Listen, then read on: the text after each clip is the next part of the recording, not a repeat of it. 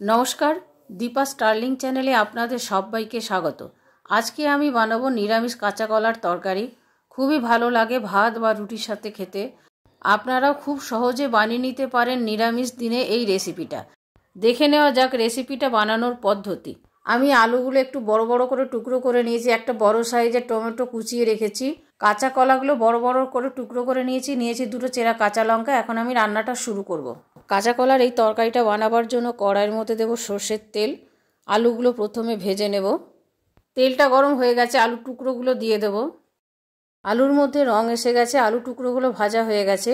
এবারে এর মধ্যে দেব কাঁচা কলা টুকরো। কাঁচা কলা খুব বেশি ভাজবার প্রয়োজন হয় না, অল্প ভাজলেই কাঁচা কলা সেদ্ধ হয়ে যায়, সেই জন্য কাঁচা কলাগুলো পরে দিলাম।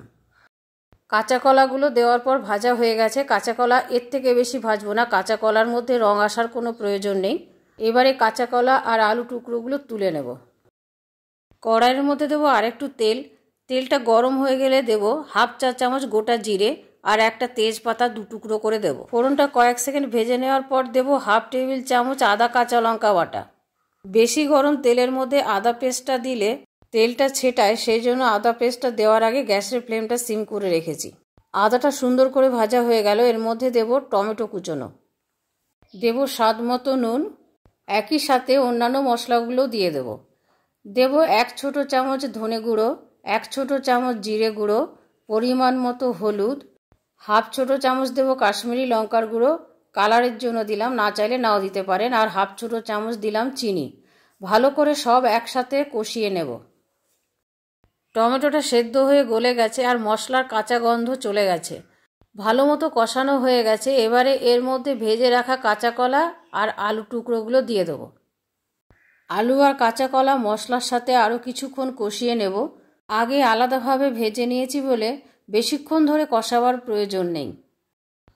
কষানো হয়ে গেছে, সুন্দর গন্ধ বেরিয়েছে। এবারে এর মধ্যে দেব জল। জলটা খুব বেশি দেব না, কারণ সেদ্ধ আগেই কিছুটা হয়ে গেছে আলু আর কাঁচা কলা। এই সময় টেস্ট করে দেব একটু নুন। নুনটা মিশিয়ে নেব। দেব দুটো কাঁচা লঙ্কা। গ্রেভিটা ফুটে উঠেছে, ঢাকা দিয়ে দেব সেদ্ধ হওয়ার জন্য। 6-7 মিনিট পরে ঢাকাটা খুলব। চেক করে নেব সব সবজি সেদ্ধ হয়েছে কিনা। কাঁচা কলা আর আলু দুটোই ভালো মতো সেদ্ধ হয়ে গেছে। এবারে এর মধ্যে দেব 1/4 চামচ গরম মশলা গুঁড়ো আর হাফ টেবিল চামচ দেব ঘি। ঘি আর গরম মশলাটা নিরামিষ রান্নায় দিলে খেতে বেশি ভালো হয়। ঘি আর গরম মশলাটা তরকারির সাথে ভালো করে মিশিয়ে নেব। আপনারাও এইভাবে বানিয়ে নিতে পারেন ভাত বা রুটির সাথে খাবার জন্য নিরামিষ এই কাঁচকলার তরকারি। আমার এই রেসিপিটা আপনাদের কেমন লাগলো কমেন্ট করে কমেন্ট বক্সে জানাবেন। ভালো লাগলে প্লিজ একটা লাইক করে দেবেন, শেয়ার করবেন আর সাবস্ক্রাইব করে বেল আইকনটা টিপে দেবেন পরবর্তী নোটিফিকেশনের জন্য।